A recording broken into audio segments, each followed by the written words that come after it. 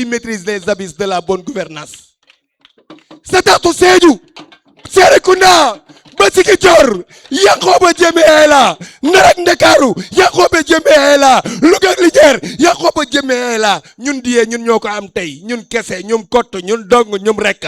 Merci beaucoup, maire d'Ass Tamsir Gueye. Yankhoba Diémé, le choix de la population. Yankhoba Diémé, le choix de son excellence le président de la République. Yankhoba Diémé, yaakaaru Sénégal. Moo tax ma ne Yankhoba Diémé ne répond pas à ces apprentis politiciens qui cherchent à manipuler la population. Il est un homme de paix. Et la vraie intelligence, c'est celle qui cultive et défend la paix. La paix n'est pas comparable à un objet. Insistons sur le développement de l'amour, la gentillesse, la compréhension. Que l'on vous aime, que l'on ne vous aime pas. Vous êtes un compétiteur, vous êtes un guerrier, vous êtes un Yakuba Zoukba. Un Zakouba Kouba ne perd jamais l'enfant de Bignona, l'enfant de Mansara. Yankhoba Diémé, merci beaucoup. jërëjëf Jogo jërëjëf Jogo Yankhoba da nga dégg jërëjëf ba tàyyi ku xeeb jërëjëf dañ laa toroxalul lu ni tollu te amuñ lu dul kii nga defal ko loo defalul sa dëkk Yankhoba jërëjëf gàtt na waaye ku deful lu baax du ko gis jërëjëf gàtt na waaye ku deful lu baax du ko dégg waaye jërëjëf ji dañ lay yóbbante ci Bassirou Diomaye Diakhar Faye ne ko li ñu namoon ñun sénégalais yi li ñu xiifoon ñun sénégalais yi li ñu bëggoon ñun géwél yi Bassirou Diomaye Faye defal nañu ko dam na réew mi ku fi bàyyi sëriñ bàyyi fi géwél sa gouvernement du yàgg te Bassirou Diomaye Faye doomi sëñ Muntaxa la ak sëñ Bay Si Mansour ak sëñ Maahi te yow sëriñ Muntaxa da laa gërëm ci sama kanam ci Poroxaanu ren gi ne jàppale nga chauffeur yi jàppale gu rafet ñu yaakaar te lay yem lew nañu seen jot ci Ahmed Tidiane Oumayma gërëm la ci sama kanam ci kanam Sidi Arabi ak mboolem njabootu maam Khalifa Niass gi ne la jàppale nga transporteur yi ñooñu nag ñooy Sénégal ak géwél yi nga fonk géwél lool yiir géwél lool respecté géwél lool xam li nga doon nag ndax un Joola pire du wor du dellu ginnaaw du ragal te lépp lu mu def dëgg la ndokk nag ba feeñ jotee yaa njëkk a feeñ ana Bassirou Diomaye Faye waaye dénk nañ la Tamsir Gueye li ko lebal Saalum gépp nga ko lebal fii nga toog mooy Saalum buur musu fee ñëw réccu ko di tax nga njëkkee fii xam nga li nga def ndax joolaa nag ak séeréer ay kal lañ te du caaxaan yàlla nga yegg niw yoon waaye boo yeggee yàlla nga fa fekk Bassirou Diomaye Faye neex ngont xam fa ngay ñibbee ko gën ndok ba ngay ñibbi ci Diomaye président kaddu gaa ngi nii. Merci beaucoup. C'est Dieu. Yankhoba Diémé, c'est Dieu. Merci beaucoup d'avoir chapeauté cette belle finale de monsieur le maire de la commune de Dieu, monsieur le ministre Yankhoba Diémé. Kaddu gaa ngi noonu. C'est Dieu.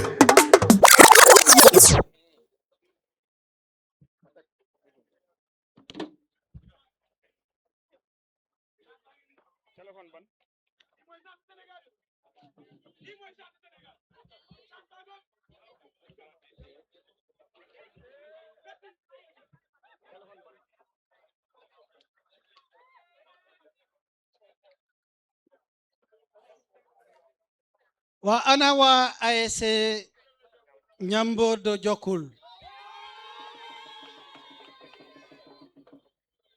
wa ana joueur ASC Ñambodo Jokkul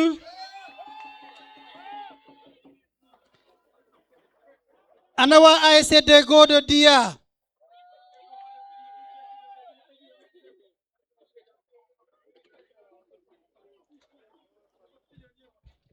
Monsieur le gouverneur de Kaolack, ici représenté par l'adjoint au gouverneur,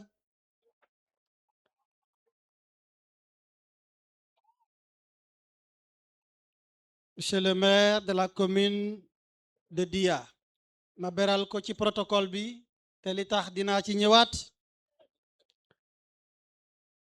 Monsieur l'adjoint au préfet de Kaolack, vous deux qui êtes venus ensemble avec le sous-préfet de Ngoch.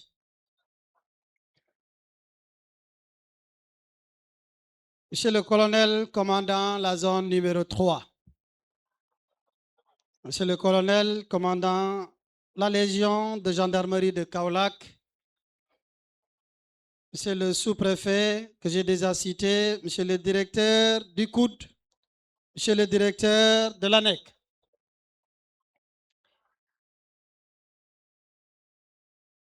Monsieur les maires des 5 communes de Ngoch, monsieur le maire de la commune de Sibassor, monsieur le maire de la commune de Djebel, monsieur le maire de la commune de Ngandiaye, vous qui avez bien voulu venir honorer par votre présence votre collègue. Vous avez tout le mérite, mais laissez-moi donner tout l'honneur de décerner aux élus territoriaux à un des vôtres qui a quitté un autre département pour venir s'adjoindre à vous. Je veux nommer le maire de Kermaba.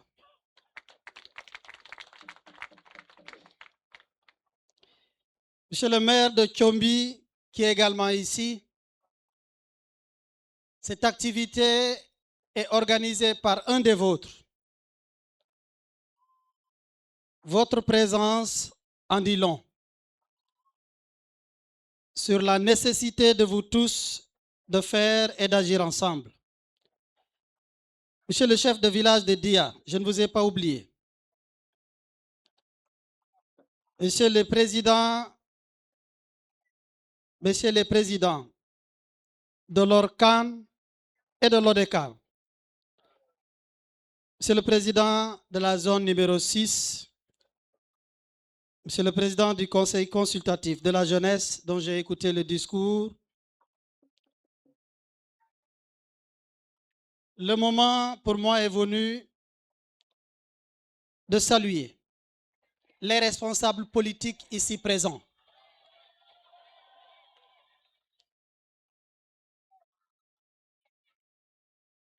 Monsieur Cheikh Ndiaye, responsable politique Andofan, l'appel lancé par le maire, je sais qu'il n'est pas tombé dans l'oreille d'un sourd. Je suis porteur d'un message spécial pour vous.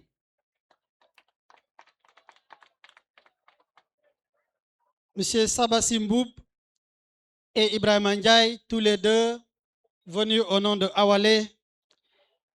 Monsieur Malik Diouf, responsable politique à Khelkom Biram. Je salue particulièrement avec respect mais considération la délégation de la coalition Diomaye Président, venus nombreux sous la direction de M. Ali Tunkara et qui a retrouvé des personnalités envoyées par Madame Aminata Touré, affectueusement appelée par la jeunesse Mimi Touré, Tata Mimi.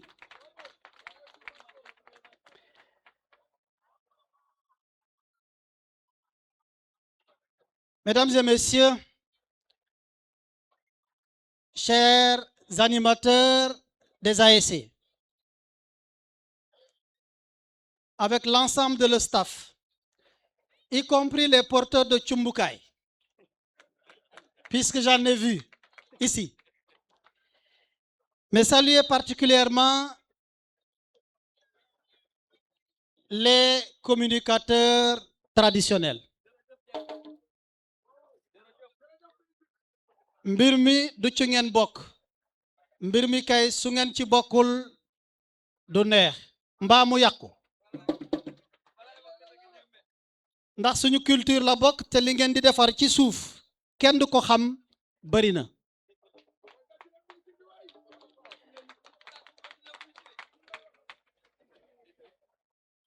Je suis ici à Dia. Je vais prendre un peu le contre-pied.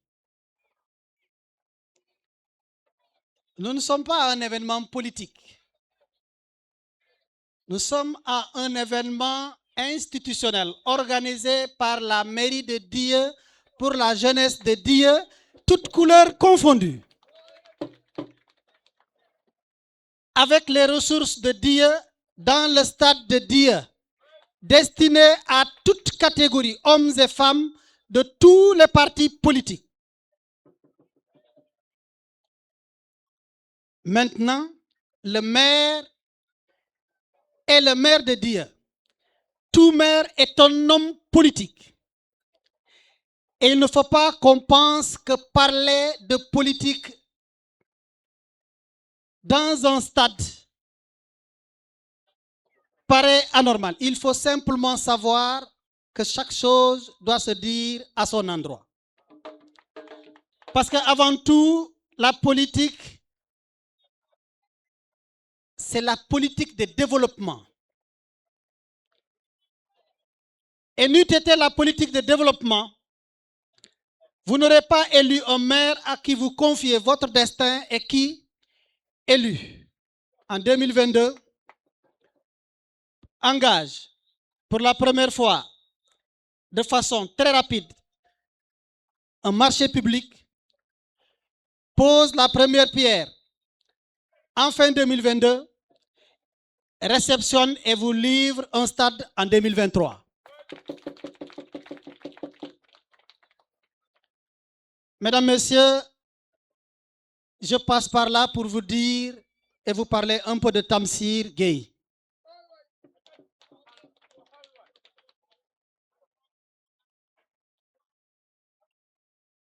Et je pense que je n'aurai pas à donner deux versions. Je vais préférer parler Wolof pour vous parler de Tamsir. mbokk yi déglu leen ma lu am solo laa leen di wax tey.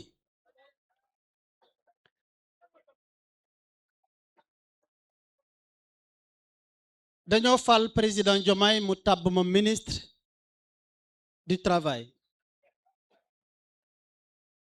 de l'emploi et des relations avec les institutions. ma fekk fa Tamsir mu nekk DAGE, nekkoon DAGE ki ma wuutu man, nekkoon it DAGE ka wuutu ka ma wuutu man.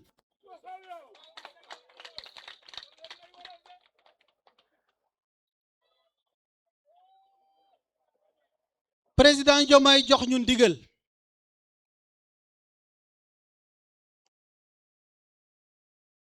niki il faut que ñun ñu xam ne balaa ñuy indi changement bu ñu bëgg, il faut que ñun ñu njëkk a changer suñu doxalin, changer suñu façon de faire, ba pare lépp lu ñuy woote nit ñi ñu jiitu ca. te changement bu ci njëkk bi wane ne yow pare nga pour changement mooy nga ñëw fekke koo xam ne ak bërëb boo xam ne un DAGE c'est pas sa qualité politique, c'est son expertise ak jubam.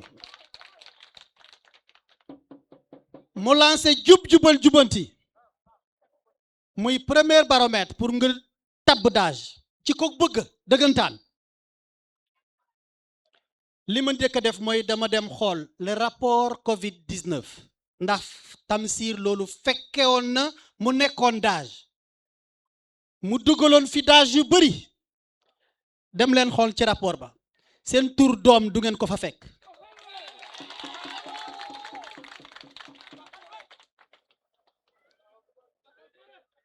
ma xoolaat ci doxalin ba ma ne ñu bëri dañuy gaawantu mbir mi c'est pas remplacer, c'est chercher la nouvelle compétence qu'on peut mettre. Et si vous avez des problèmes pour me trouver la meilleure, il faut garder celle qu'on a. Et c'est pourquoi j'ai gardé Tamsir.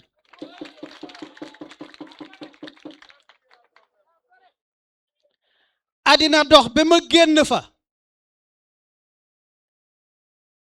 man ki ma remplacé Abass Fall la tudd mu laaj ma wax ko li ma xam mu xool ak ay bëtam mu ne kii duma ko remplacer moo waral bi fa Abass Fall nekkee ba mu jógee fa Tamsir la doon liggéeyal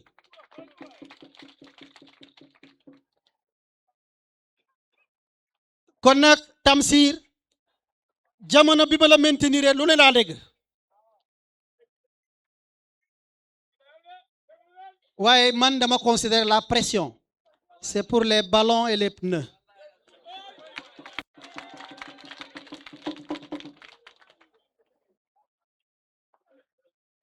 moo tax li ma fi gis ci diya ñu wax ne guléet man maa ngi doog a comprendre li tax jeunesse bi yépp ànd ak yow damay jéggalu dinaa la ko wax tey tudde na ma fii li mel nii jamono bi ma nekkee ministre am waaye jël distance ak moytu parce que tamit sa daas danga ko war a teg bët di ko contrôler am na yenn ànd yoo xam ne man duma ko defal kenn ak noo munti mel mu bokk ci li tax ma dellu ci ginnaaw waaye ma boole la ak ñi nga xam ne ñoo ngànk Pastef région de Kaolack ki ma njëkk a woo mooy le coordinateur de Kaolack Mbose boole ko ak seen coordinateur bu commune boobu laa ne kii ku baax la man lu baax fu mu nekk dama koy wuti ji andi te nag sa ñëw moo tax di Pastef ba mu sosoo musu ko gagné mais bi ma la wooyee nga ñëw ngeen bokk ci local législative yaa tax ñu gagné ko. booy wet di xar awuleen ma xaru yéen ñi awuleen ma xaru am na ñoo xam ni ku ñuy wet di xaru li ko waral mooy seen fii du neex wali baaxoon yaa ngi fee mbay si yow doxal baaxoon di sama parti bi ma bokk di Pastef mësu koo gagné kii ñëwam bu mu ñëw moo tax ñu gagné di fii maa ngi ko ciy gërëm bu baax lors des législatives waaye nag lu ne nga dégg ma ne la muñal ma ko boobu xaw ma woon ni fii la ñuy téeree moo tax amatoo leneen looy déggati lu weesu li nga dégg mbaa mu gën koo garaaw na nga defoon ba am li nga am noonu nga war a def boo ko changé yaa indi sa bos problème nekkal ci li nga nekk wéyal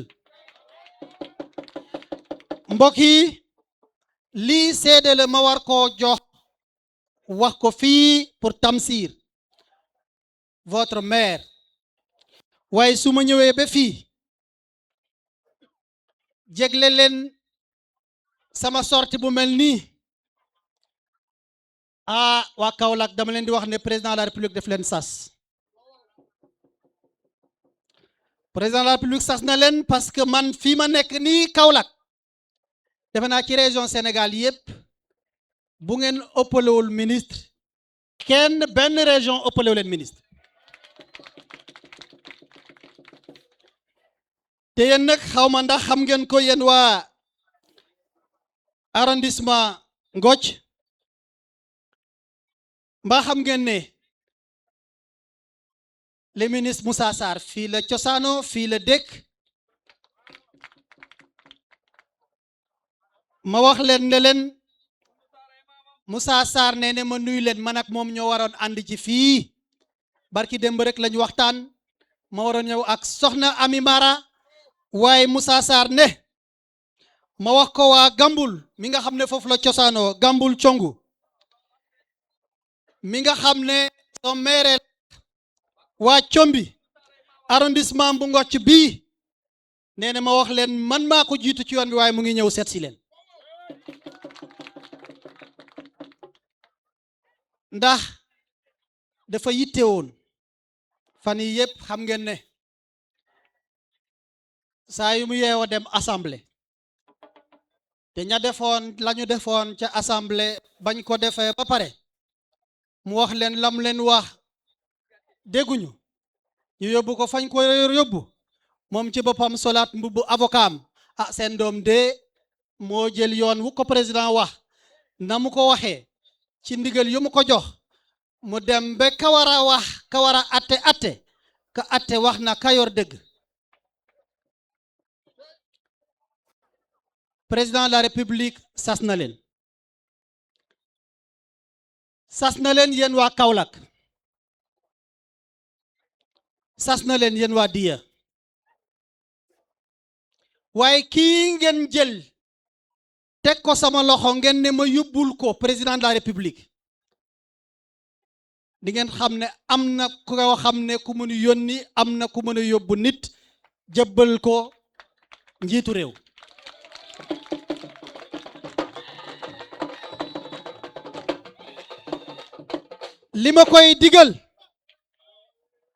li ma koy digal balaa may ñëw wax ak xale yi mooy njub bu mu ko fekkoon te mu ngi nekk d'âge mu jàppale le ministre Lahat Ndiaye mi nga xam ne yaakaar na lool ci moom muy ministre bu baax le ministre des transports.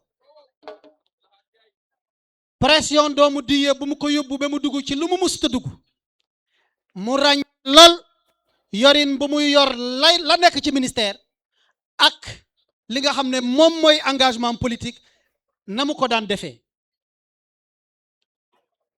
mbokk yi, un mot à la jeunesse. man de ñëw naa stade Diya bi may ñëw ñu bëri ak sama protocole dañ njëkkoon wax nawetaan bi mbaa du mel nu ñu daan gis. ma ñëw gis xale yi dañoo jouer dans la discipline, dans le fair play, dans le respect même de l'adversité. ñu def ci seen pas-pas ki gagné na, mais ma wax leen ne même l'ASC de Diya qui a été battu au tir au but n'a pas démérité. Félicitations à vous. L'ASC Ñambo bi nga xam ne village maire bi la am ngeen coupe bi waaye coupe bi jara jël boobu le président de la jeunesse wax sànq fii président ODCAV wax ko. Les ASC s'appellent associations sportives et culturelles. dafa mel ni le volet sportif dafa jël ndam li te ci biir volet sportif football bi rek la ñuy topp te ñu bëgg Sénégal de développement ñu bëgg un Sénégal culturellement fort moo tax nag madame le ministre de la jeunesse wallaay fan yi di ñëw di ngeen ci gis ñu lëkkaloo ak waa ministère des forces armées dans le cadre du concept armée nation ñu fas yéene ci ànd dans le cadre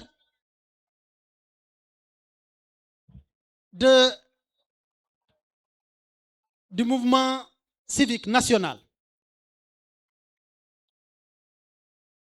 pour ñu am Sénégal bu ñu bëgg am jeunesse bu ñu bëgg ndaxte dañoo gis ne ñépp ñu armée yor fépp fu soox boo demee ci mbéy mi distribution engrais boo demee ci wàllum école avec les LINAC en production boo demee tey dans le domaine du sport pour jàmm am fu ñii taxaw lépp di jaar ci jàmm dañoo bëgg jeunesse boo xam ne bu engagé ñu fas yéene ci ànd dans le cadre d'un programme conçu boo xam ne man ak le ministre de la jeunesse dina leen ko jegleel pour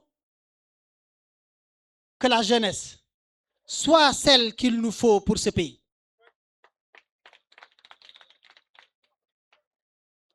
mbokk yi damay sant di leen gërëm di leen wax ne président de la république Bassirou Diomaye Diakhar Faye ku fonk Kaolack la. président de la république Bassirou Diomaye Diakhar Faye ku bëgg réew mi la ku taxaw ci réew mi la te wax bu ma wax foofu lay tëjee mu ne ñun ñëpp fu ñu dem nañu góorgóorlu ba sénégalais yi bañ a dem ba foog ne yaru laag la ci mim réew. yaru atu la waaye yaru bu ànd ak ful la kenn du la yam foofu lay tëjee sama wax di la sant di la gërëm.